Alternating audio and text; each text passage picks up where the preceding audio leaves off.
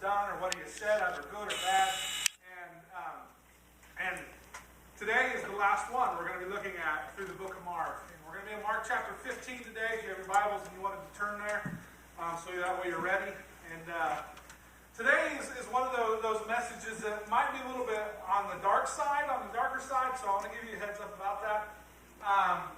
But it all comes down to reality that we all face. One of these days, you and I are going to die, okay? And so we have to answer this question of where we're going to be at today in Scripture. And the question is, what is significant about Jesus' crucifixion? Okay? We have to answer this question because we all have to answer it. And I would dare to bet if we took a poll of all different kinds of religions, all different kinds of people, that you would find a wide range of answers to this question. And there are some people who actually use this question or use this to take advantage and to use Jesus to promote an agenda or promote their cause. They'll use Jesus in the crucifixion or his death and his resurrection as something as something to get something, okay? And you might be surprised in the last few years that it actually has been happening, okay?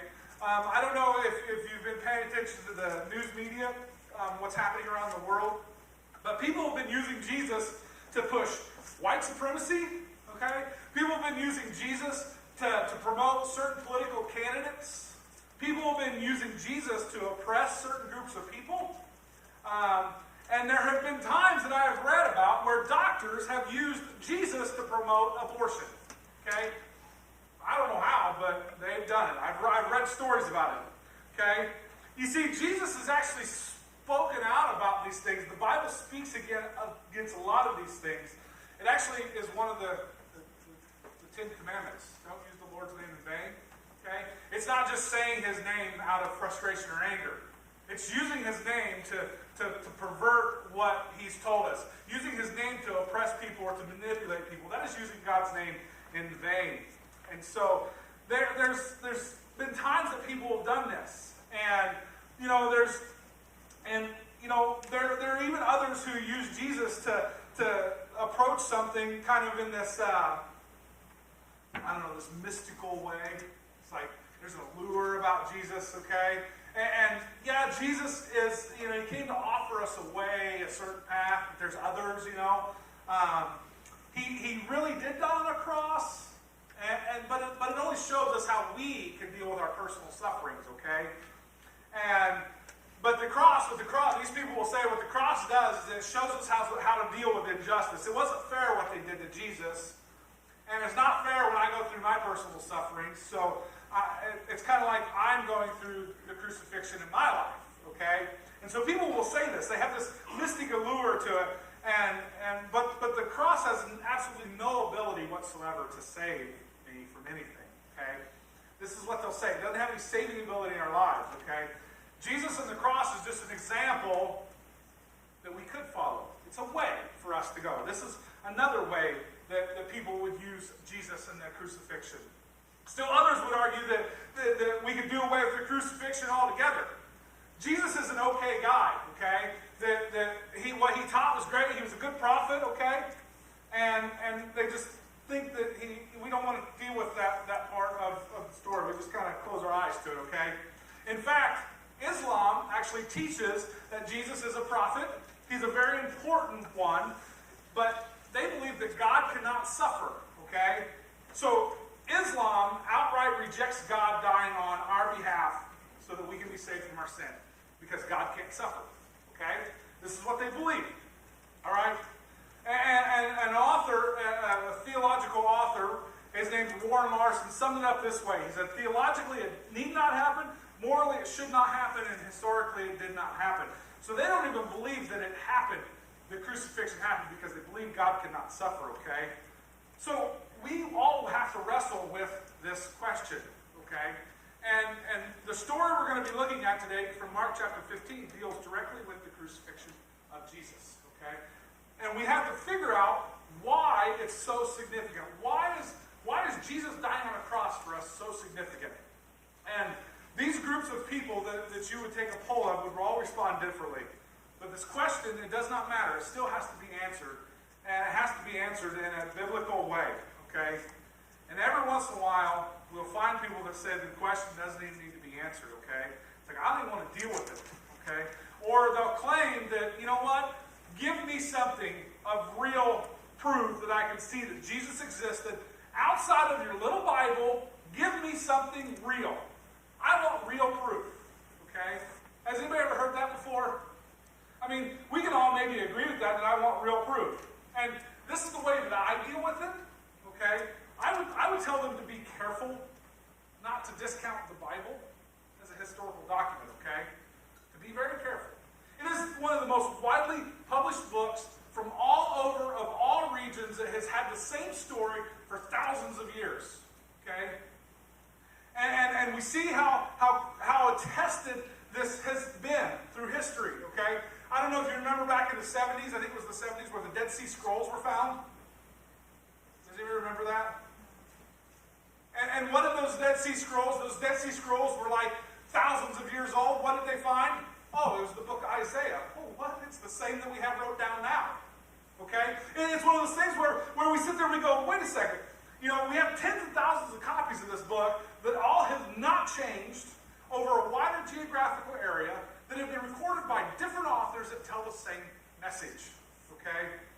You see, we have writers like Plato and Shakespeare that we just, oh man, those guys are great. We don't even chalk it up to that it could be fiction what they're writing, right? Okay? The Bible actually demonstrates demonstrates historical reliability, okay, by being consistent. By sticking to the letter of the manuscripts that came from all those different regions. And I always argue with people that this is a good historical document, okay? It actually records history. You know, if you read through the book of Luke, Luke was a historian, and so he knew this, kind of seeing into the future, that he would need to record these certain places. And you're like, why did he say that Luke, why did he say he was the gate of this thing? Or why was he at this fountain of whatever? And, you know, you read through it and you wonder sometimes why Luke recorded those things. It was so people could know exactly where Jesus was at in the time, okay? And so Luke, being a historian, could see into that, and he wrote down different things. It was a pretty neat thing if you read through the book of Luke. I've always found myself reading through the book of Luke going, what? Oh, yeah, that's right, okay. Luke recorded not for these guys, it was for way down the road, okay? But you'll still have, listen, even if you argue that with a person, you'll still have people that say, it's the Bible. I don't even believe in it anyway, okay? And they want to know, do we read about Jesus? Here's the real question. Do we read about Jesus outside of the Bible? Okay, this is what the basic question is. I want real proof. Is there the existence of Jesus outside of the Bible? And the answer is still yes. Okay? And we already mentioned the Quran, all right? The Quran was written 700 years after Jesus. So, that's one, even though we don't take the Quran at anything, but it still records about Jesus. But that was 700 years after Jesus. We can actually get closer to Jesus, okay? And the question is are there any non-Christian writings from first century that mention Jesus and the cross? Okay? What's the significance of the cross in our life? What's the significance of this whole deal of Jesus dying on a cross? This morning I'm only going to share three with you. For the sake of time, there's a whole pile of them, okay? If you do a little bit of research, you can find them, okay? So the first one comes from a man named Josephus. He died in 100 AD, and his life would have crossed paths with Jesus, okay? At the same time, he wrote several books, and one of them he wrote is called the Jewish Antiquities. Okay? It's called the Jewish Antiquities. In it, he writes this. The Roman governor Festus was now dead, and his successor, Albinus, was upon the road. So the high priest, Ananus, assembled the Sanhedrin of judges and brought before them the brother of Jesus, who is called the Christ. Okay? This is about the same time as Jesus. And this brother would have been James, and we'll talk about him in a moment. Okay? So Josephus, who is a Jew, a non-Christian, he's working for Rome, and he's writing about a man who is related to Jesus called the Christ, okay? He's writing about this. And what is significant about this is he's saying that Jesus, the Christ, Jesus, the promised one, okay? He's talking about how Jesus was crucified, how Jesus had a brother, how Jesus was a part of this, how Jesus was the promised one, the Messiah, okay, in the first century. The second one actually goes a little bit further. I think my microphone died again, didn't it? Man, we got microphone problems. Anyway, I'll move over here. I apologize. Deal with it. Technology. I don't like it either, so. Although I do like watching Netflix on my phone. That is pretty cool. All right, hang with me here.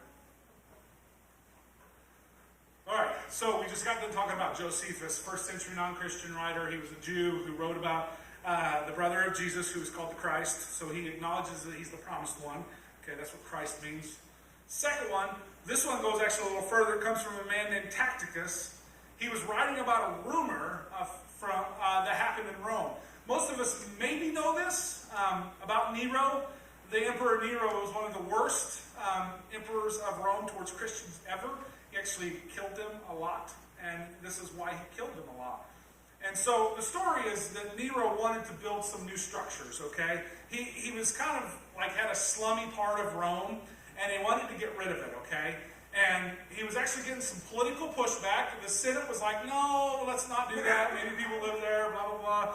You know, it's Section 8 housing or something. I don't know, okay? And so the story goes that he wanted to get rid of it, so he set it on fire. Most of us know about the fire in Rome. It burned down a lot of Rome, right? Okay? Well, instead of taking the blame for it, and when the rumor started to go around that it was Nero that actually started it, you know what he did? He needed somebody to blame. Those guys over there, they hate Rome and they hate everybody, so it was the Christians. And so he shifted the blame to those Christians. And here's what Tacitus said about the whole thing. He said, consequently, to get rid of the report, Nero fastened the guild and inflicted the most exquisite tortures on a class hated for their abominations called Christians by the populace. Christus, Christ, from whom the name had its origin, suffered the extreme penalty during the reign of Tiberius at the hands of one of our procurators, Pontius Pilate. Okay? Here you have a Roman who's writing the history. Tacitus is writing the history of Rome, and not just mentioning Jesus. Okay? He calls the people Christians. But what he says about Jesus, he says he suffered the most extreme penalty, okay, under Rome. And the most extreme penalty is crucifixion, okay? And it happened at who? Oh, Pontius Pilate. We read about that in the Bible, don't we, okay? So that's a pretty convincing argument there, okay? And then the third one comes from the Jewish Talmud, okay? It says this, the one simple line. On the eve of Passover, Yeshua was hanged. Yeshua is Jesus. And hanged means he was hung on the cross, okay? And there are so many more that point to this fact that simply argues that a man named Jesus never lived, okay? That it's not true. The writings are there. You just have to do your due diligence of research, okay? And what ends up happening is because people don't want to believe. They suppress the truth, the Bible tells us, and they choose to ignore it. And they hide behind the comfort of their disbelief, okay? For whatever reason. Here's what I can tell you. From those writings, Jesus of Nazareth did walk this earth. He lived in the first century. He died on a Roman cross. And this is fact, historical fact, okay? This is what I can share with you from those writings that I've researched and looked at and looked up. This is fact, historical fact, not from the Bible. Now, let's go to the Christian account. And if you're in your Bibles, it's Mark chapter 15, verses 16 through 39. It seems like a lot, but it'll go by quick, I promise, okay? Verse 16. The soldiers led Jesus away into the palace, that is, the praetorium, and called together the whole community of soldiers. They put a purple robe on him, and twisted together a crown of thorns and set it on him. And they began to call out to him, "Hail, King of the Jews!" Again and again they struck him on the head with a staff and spit on him. Falling on their knees, they paid homage to him. And when they had mocked him, they took off the purple robe and put his own clothes on him. Then they led him out to crucify him. A certain man from Cyrene, Simon, the father of Alexander and Rufus, was passing by on his way in from the country, and they forced him to carry the cross. They brought Jesus to the place called Golgotha, which means the place of the skull. Then they offered him wine mixed with myrrh, but he did not take it, and they crucified him. Dividing up his clothes, they cast lots to see what each would get. It was the third hour when they crucified him. 9 o'clock. It was 9 o'clock when they crucified him. 9 in the morning. The written notice of the charge against him read, "The King of the Jews." They crucified 2 robbers with him, one on his right and one on his left. Those who passed by hurled insults at him, shaking their heads and saying, "So you who are going to destroy the temple and build it in 3 days, come down from the cross and save yourself." In the same way, the chief priests and the teachers of the law mocked him among themselves. "He saved others," they said, "but he can't save himself. Let this Christ, this King of Israel, come down from the cross, that we may see and believe." Those crucified with him also heaped insults on him. At the 6th hour, which is noon, darkness came all over the whole land until the 9th hour, which would have been 3. And at the 9th hour, Jesus cried out in a loud voice, "Eloi, Eloi, lama sabachthani," which means, my God, why have you forsaken me?" When some of those standing near heard this, they said, "Listen, he's calling Elijah." One man ran, filled a sponge with wine vinegar, put it to a stick, and offered it to Jesus to drink. "Now leave him alone. Let's see if Elijah comes and take him down," he said. With a loud voice, Jesus breathed his last. The curtain of the temple was torn in two from top to bottom. And when the centurion who stood there in front of Jesus heard this, his cry, and saw how he died, he said, "Surely this man was the Son of God." I want us to lean into this response that the centurion had. I want us to see the only thing that he could have said at this moment was, "Surely this man was the Son of God." But before we get to this statement, I want to look at 4 questions that kind of involve all of this, okay? How other people's response in a negative way. So the thing is how do people understand Jesus' message is the question. In verses 16 and 19, they understand him to be king, okay? They understood his claim as king. Because what did they do? The soldiers led him away to a palace, okay? And they put a purple robe on him. A purple robe. Purple is the color of royalty. If you don't know that, now you do. Okay, they put this robe on him to mock him. And they threw it on him. And then they fashioned this crown of thorns and jammed it on his head for a mock coronation. And then they spit on him and they kneel before him to pay homage, okay? So they understand his message. They understood that he came to be king. They understood that he'd come into this earth to be king, but yet all they do is mock him. Okay? His opponents knew that he wasn't just claiming to be king of this earth. That his opponents, the Pharisees, they knew he was claiming to be king of heaven. And what was that claim? To be God. This is why the Jews wanted to see Jesus dead. And why they mocked him before the cross, okay? The second question is, how did people understand Jesus' impact? Okay? This is more towards the Roman side of things, okay? They understood that he was a threat, okay? From verse 20. The focus is not so much on the Jews, but on Rome in verse 20, okay? If you see that. And when they mocked him, they took off the purple robe, okay? They took his royal robe off of him and put on his own clothes on him. That right there doesn't seem like much, but hopefully you'll understand here in a minute, okay? When they mock him, they strip him of his robe and put his own plain clothes on him. And this purple robe is a pretty significant thing, because we've got to figure out why they would do it. And the Romans performing this crucifixion, okay? They really believe Jesus they really don't believe that Jesus is king, okay?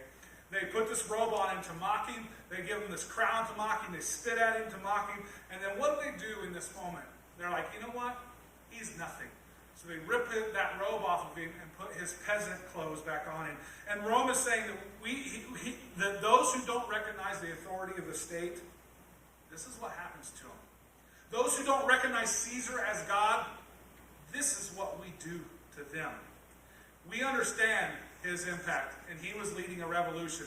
And they wouldn't have done it if they didn't believe that Jesus was a threat. You know, they wouldn't have succumbed to the mob, I don't believe, if they hadn't have thought he was a threat to Caesar, okay? So the third one is, how did people understand Jesus' power?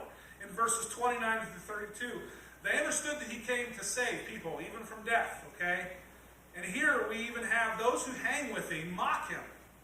You know, let him save himself, let him come down. They're saying if he has power to save others, even from death, he should be able to save himself. And then and only then will we believe. So they understand that Jesus had power. They understand that he claimed to save others, but he couldn't save himself. They understand this. Their response is just that. How did people and then the fourth question is, how did people understand Jesus' death? This is the question that we're going towards, okay? What is the significance of the crucifixion? How do people understand his death? And let me read those verses again. Verse 33. At noon, darkness came over the whole land until 3 in the afternoon. And at 3 in the afternoon, Jesus cried out in a loud voice, Eloi, Eloi, lama sabachthani, which means, my God, why have you forsaken me? With a loud cry, Jesus breathed his last. The curtain of the temple was torn in two from top to bottom. And when the centurion who stood there in front of Jesus saw how he died, he said, surely this man is the Son of God. Some translations will put, truly this man was the Son of God. And I've always wondered about this soldier. He's a hardened warrior, a hardened soldier. He's standing at the foot of the cross. And I want you to imagine for a moment that you are this soldier. That you saw the events of the previous night, the arrest, how they came in the secret of the night, the trial, the events leading into this next morning. You see how the people are mocking Jesus. You see how Jesus is responding to them, not with anger and hatred, but he's responding to them with dignity and grace. And you actually begin to feel this guilt well up inside you, like, man, what is going on? What am I a part of? You know that he's going to die, but at the same time, you almost feel that there's this control of this moment. That he's in control, and you can't figure it out why. Then at noon, the sky grows dark, and you're looking up, and you're wondering, what is happening? This is supposed to be the brightest part of the day, right? And you're the soldier taking it all in. And you're wondering who this man is and why he's there, and then you begin to doubt why you're a part of this. And you begin to look at all these events and how Jesus has responded with grace and dignity through it all. And you only have one response. Surely this man was the Son of God. See, how do we explain this scene away? How do we explain this scene to those others? History tells us that it happened. We can't deny that it didn't take place. The question is then, how do we respond to Jesus' crucifixion? And what is the significance behind it? There's always people that will deny the Bible's claim that the creator of the universe entered into this creation to die in its place. You see, for us, this is the hope of the gospel. That Jesus came out of heaven, offered himself for us, for our sin. That is the hope that we cling to. Even though he faced this gruesome thing, he faced it for us.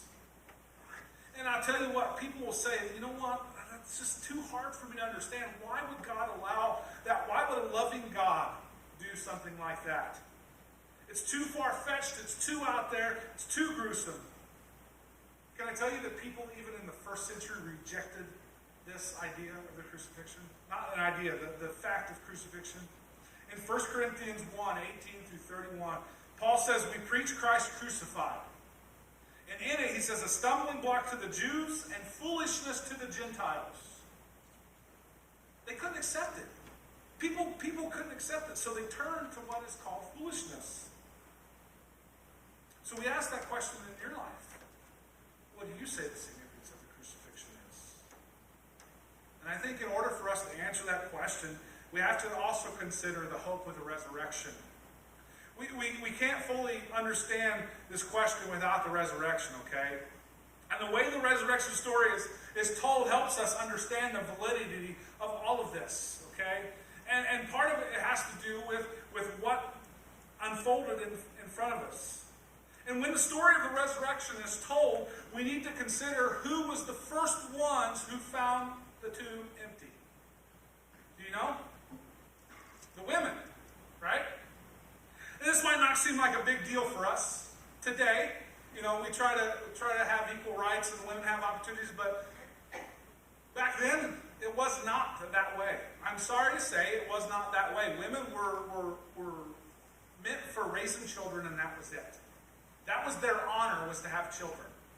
Okay, and I'm not saying that's the way I feel today. I don't want you to feel that way. It's just the way it was. Okay? And women were the first ones to do it. And so we have to consider that. And so here's the thing, is if you're making this story up, would I want to use women as my first witnesses? Probably not. Okay? I would want to use like a power player. Somebody who would have been, you know, the guy, Peter or John, okay, or James, you know, one of the guys that maybe went up with Jesus on the Transfiguration, known as the guy. But where do we find Peter and John? Do you remember? They're hiding like cowards.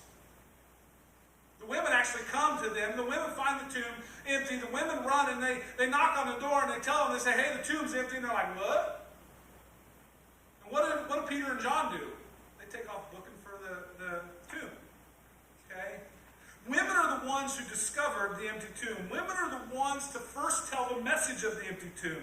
This points at the validity, because if you're making this story up, there's no way you would use women as a eyewitness back in the first century. Okay? So after the women found the tomb empty, then it tells us that Jesus appears to hundreds of others, okay, in the following weeks. Now, remember, Jewish tradition says you only had to have 3 witnesses to make a claim in court, to make a firm guilty or affirm innocence. 3. And Jesus goes out of his way and starts appearing to the 12 disciples. He appears to hundreds of others, and he appears to a couple other people, James being one of them, his brother.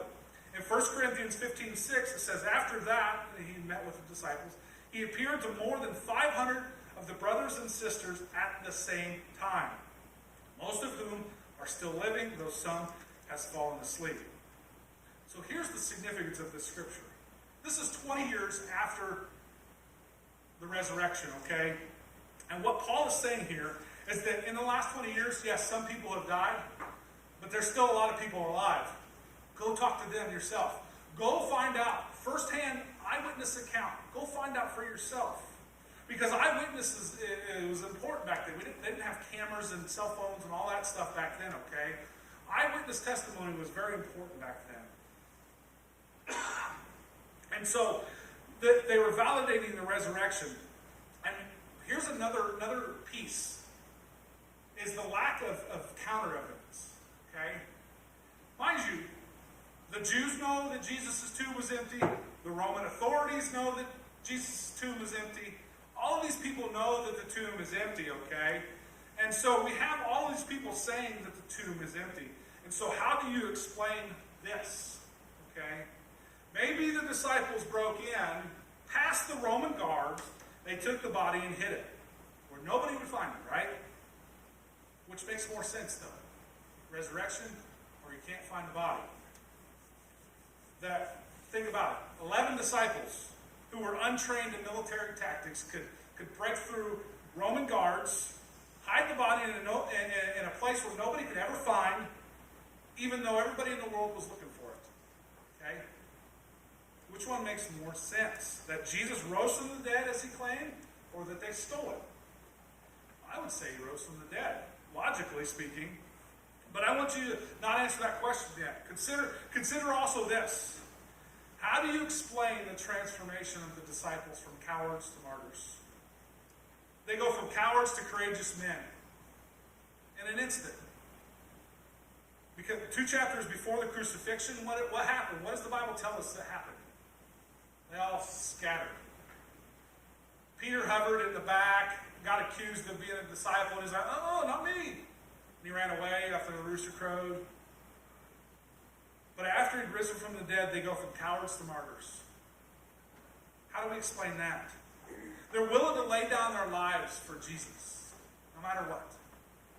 Author Lee Strobel, in The Case for Christ, puts it this way. He says, people will die for their religious beliefs if they sincerely believe they're true.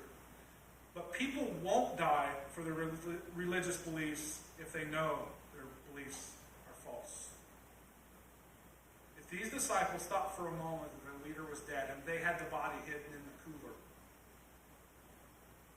you think that they would go out and preach until they were killed? You see, in that 1 Corinthians passage, it says that Jesus appeared to 500 people, 500 witnesses at the same time. And he also appeared to James, his brother. James is one of my most favorite characters outside of the Jesus and the disciples. Because James is one of his brothers. And in an instant, when Jesus was starting his ministry, James leaves a kind of a mockery of his brother Jesus. He says, "Why don't you go and preach that message over there somewhere and heal some people over there, Jesus?" Where do we find James after this? He wrote the book of James. He goes to the heart of Jerusalem to preach that Jesus is resurrected. Goes to the heart. And he's killed for it. He's martyred for it. How do we explain that transformation? The last piece of evidence that I want us to look at is the change that Jesus is still making in the lives of people today. Across this room, Jesus has made a difference in all of our lives, if not all of our lives. You see, we believe that Jesus is the Son of God. We believe in the power of the crucifixion. We believe in the power of the resurrection. And so we surrendered our lives to Jesus. And we can attest to the fact that we were addicted to sin. Lies filled our lives. Selfishness is all we sought. Using people to get what we want. Some of us could have been addicted to drugs or alcohol or sex. You got tired of people hurting you, so you sought revenge and anger. You were that person. But by the power of Jesus, your life has been transformed. How do you explain that? You see, you were that person. What you were living in. But because of Jesus and the crucifixion, now you live in freedom and grace and power and forgiveness and victory. And that's the thing, based upon the evidence, we should be able to take the Bible at its word. The cross is not a plan that went terribly wrong. The cross is not a made-up story trying to make people feel better about themselves. The cross is not an unfortunate end to otherwise impressive life of Jesus. The cross and the crucifixion is the plan of God to absorb the sins of the world. And it is our path towards healing and victory. I'll close with this. Consider these scriptures that Jesus shared. John 14:6, he says, "I am the way, the truth, and the life, and no one comes to the Father except through me." He is saying, this is the way for you to be right with God. It's through me. John 10:18, "No one takes my life from me, but I lay it down on my own accord." He's saying the cross isn't an accident. I give my life willingly. And Revelation 22:7, as the Bible closes out, it says, "Look, I am coming soon." Jesus is coming back one of these days. And we all are going to die at some point if he doesn't come back. And we have to reckon with that question. What is the significance of the cross and the resurrection to you? It not only makes a difference in our life now, but it makes a difference in our eternity. So I ask you the question about what this series has been. What will your response to Jesus be? Pray with me. God, I come to you to thank you for this day and thank you for your word. Lord, I pray that we would consider that very seriously in our hearts and in our minds. Father, that if we need more evidence, that we would search it out. That we would read about it. Father, but your word is true. And we can find it right there. Lord, help us to be good ambassadors of your word. Help us to live it.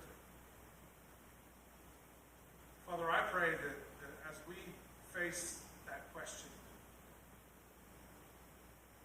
what is so important about the crucifixion and the resurrection in my life? Father, I know to me it means everything. Because without it, Lord, I don't know who I'd be.